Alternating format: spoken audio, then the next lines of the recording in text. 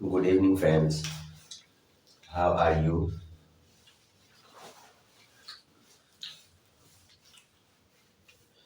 आज हम two digits का एडिशन जोड़ सीखेंगे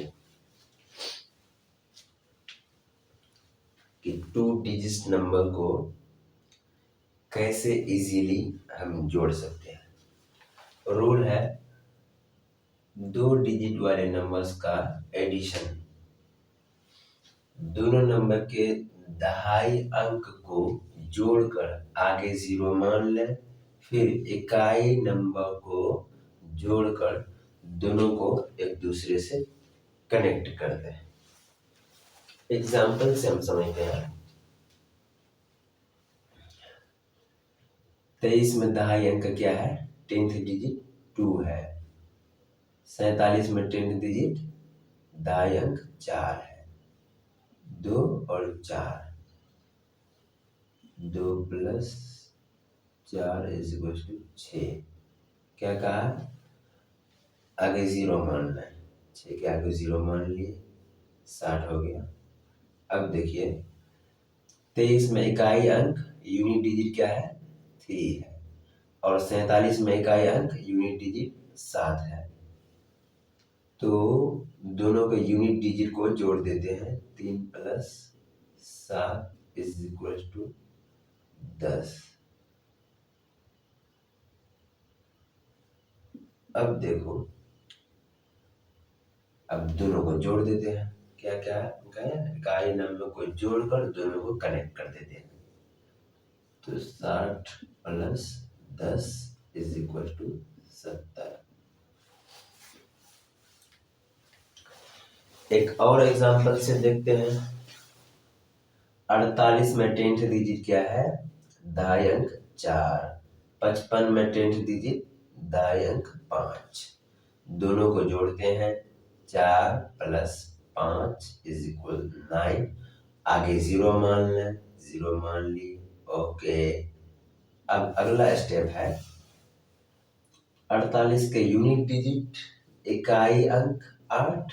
55 के यूनिट डिजिट इकाई अंक 5। तो 8 प्लस 5 इज इक्वल टू 13। अब दोनों को कनेक्ट करते हैं एक दूसरे से। 90 प्लस 13 हो गया 103। एक और एग्जांपल से देखते हैं। 96 में दहाई अंक क्या है? 9 प्लस 37 में दहाई अंक क्या है? 3 इज इक्वल 12। आगे जीरो मान लेते हैं। क्यों? क्योंकि ये 10th डिजिट है। प्लस 96 में यूनिट डिजिट 6। 37 में इकाई अंक 7। 6 प्लस 7 इज इक्वल टू 13। अब दोनों को एक दूसरे से कनेक्ट करते हैं। 120 प्लस 13 इज इक्वल 133। ओके। एक और एग्जांपल देखो। 43 में दहाई अंक 4। 86 में दहाई अंक 8। अब देखो 4 प्लस 8 इज इक्वल 12। आगे जीरो मान लें। उसके बाद अगला स्टेप 43 में इकाई अंक 3। 86 में इकाई अंक 6। 3 प्लस 6 इज इक्वल 9। अब दोनों को एक दूसरे से कनेक्ट करते हैं। 120 प्लस 9 इज इक्वल 129। एक और एग्जांपल लेते हैं। 57 में 10th डिजिट 5। 74 में 10th डिजिट 7। 5 प्लस 7 12। जीरो मान लेते हैं। 120। नेक्स्ट स्टेप 57 का यूनिट डिजिट 7। 74 का unit digit 4। 7 plus 4 is equal 11। अब दोनों को एक दूसरे से कनेक्ट करते हैं। 120 प्लस 11 131 दैट्स 8। मुझे उम्मीद में समझ में आ गया होगा, अगर ना आए तो रिपीट कर लीजिएगा। ओके, ये तो स्टेप बाय स्टेप समझाया, जो कि लॉजिक बताया। अब इधर देखते हैं। 4 3 7 7 3 10 9 3 12 82 5 3 8 9 8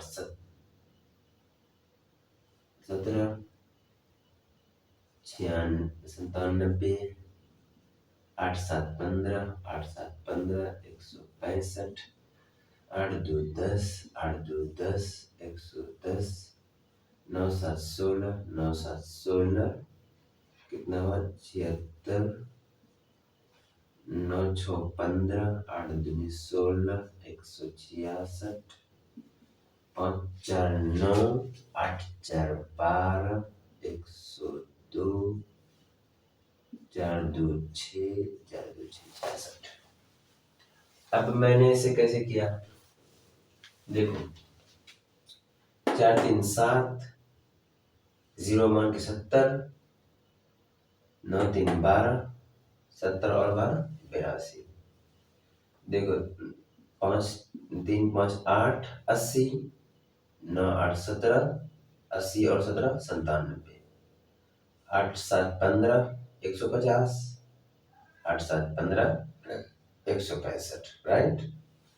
देखो लॉजिक यही रहता है कि किसी तरह डिजिट्स को कम बेस करके 10th डिजिट के नियरेस्ट लाया जाए या 10th डिजिट तक लाया जाए, क्योंकि वहां से हमारा कैलकुलेशन थोड़ा आसान हो जाता है।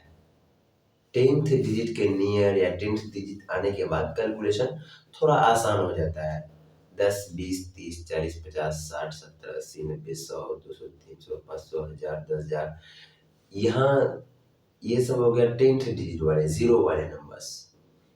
यहाँ तक आने के बाद कैलकुलेशन थोड़ा इजी हो जाता है, इसीलिए हम कोशिश करते हैं 10th डिजिट तक लाने के लिए। यही है बेसिक कॉन्सेप्ट। कुछ और एग्जांपल देख लेते हैं। 7 6 13 7 6 13 143 9 5 14 9 5 14 154 6 3 9 6 3 9 99 5 4 9 7 2 9 99 8 7 15 7 2 14 164। ये हो गया प्रोसेस। अब आप पे डिपेंड करता है आप कितना प्रैक्टिस कर सकते हो। जितना प्रैक्टिस करोगे उतना ही कैलकुलेशन आपकी फास्ट होगी। Maximum practice makes perfect. Okay friends, आज यहीं तक, अब कल मिलेंगे। Okay bye.